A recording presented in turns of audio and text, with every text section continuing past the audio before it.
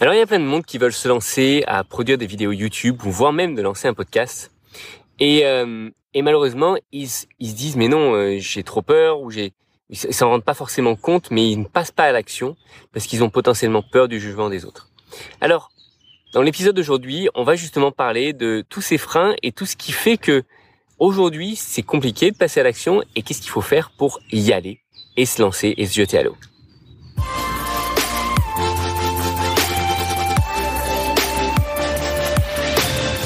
Bonjour à tous. Bonjour à tous. Alors peut-être que vous avez pensé en effet à lancer votre chaîne YouTube ou un podcast et vous avez du mal encore à passer à l'action. Donc les excuses peuvent être naturelles et normales. Hein. Je sais pas par où commencer, la technique, les machins. Je sais pas forcément quoi dire devant la caméra, etc. Et en réalité, toutes les réponses à ces questions-là, elles viendront avec le temps. Et elles ne peuvent pas venir dès la première vidéo ou dès le premier épisode. C'est absolument impossible. En fait, tous ceux qui ont lancé des chaînes à YouTube rapidement et qui ont réussi très rapidement sur YouTube sont des gens qui ont pratiqué pendant des années et des années avec potentiellement des chaînes, alors pas forcément brouillon, mais des chaînes même qui ont très bien performé et qui à un moment donné n'ont pas honte de dire bah oui, mes premières vidéos elles étaient nulles et c'est pas grave. Parce que regardez, ma 200e vidéo, elle marche bien, elle a 50 000 vues, etc. Et du coup, au début, on cherche à faire parfait, on cherche à se dire tiens, comment est-ce que je peux revoir mon settings, avoir la meilleure lumière, etc., etc. Alors qu'en fait, on n'a absolument pas besoin de tout ça.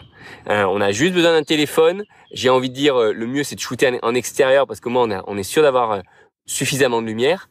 Et boum, on shoot et on a moyen d'apporter de la valeur aux gens, on a moyen de les aider.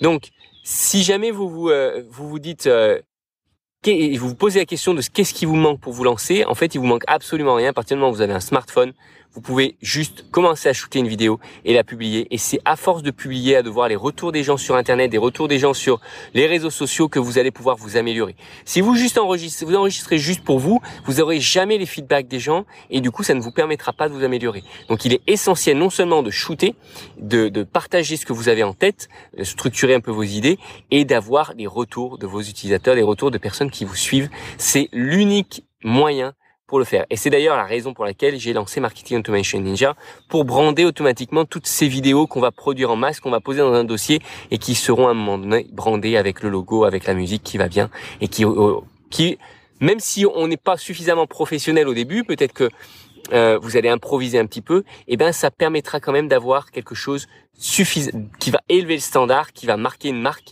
qui va marquer les esprits, qui va passer un message, qui va passer vos valeurs et qui permettra d'être reconnu et reconnu. Et à force de produire de manière quotidienne idéalement ou de manière très régulière, c'est comme ça que vous allez devenir bon devant votre caméra ou devant votre micro. Allez, je vous invite en tout cas à vérifier, à checker Marketing Automation Ninja, c'est l'habitude, puisque c'est le nouvel outil que je viens de publier et qui permet d'automatiser la création de vidéos et la publication de podcasts avec le branding, avec la musique, avec toutes les animations qui vont bien pour que ça paraisse professionnel. Je vous souhaite une très belle journée et je vous dis à très vite.